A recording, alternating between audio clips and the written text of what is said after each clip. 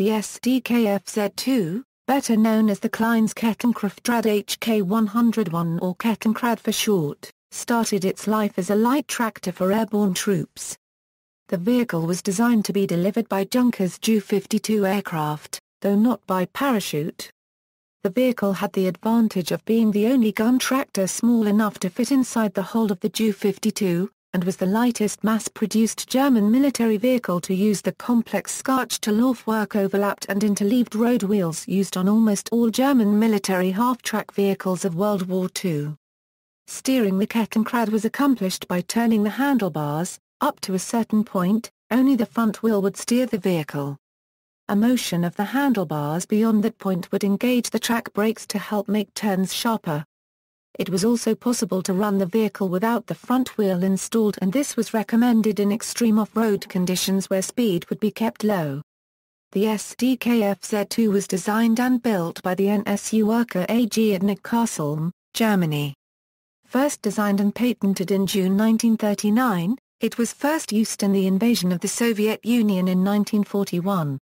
Later in the war, Steyr from Stettin also produced Kettenkrads under license, accounting for about 10% of the total production. Most Kettenkrads saw service on the Eastern Front, where they were used to lay communication cables, pull heavy loads and carry soldiers through the deep Russian mud. Later in the war, Kettenkrads were used as runway tugs for aircraft, especially for both the Mi-262 jet fighter, and sometimes the Arado R-234 jet reconnaissance bomber. In order to save aviation fuel, a German jet aircraft would be towed to the runway, rather than taxiing under their own power. The vehicle was also used in the North African theater and on the Western Front. The Kettenkrad came with a special trailer that could be attached to it to improve its cargo capacity. Being a tracked vehicle, the Kettenkrad could climb up to 24 degrees in sand and even more on hard ground. Only two significant sub-variations of the Kettenkrad were constructed. Production of the vehicle was stopped in 1944, at which time 8,345 had been built. After the war, production resumed at NSU. Around 550 Kettenkrad currency were built for agricultural use, with production ending in 1948.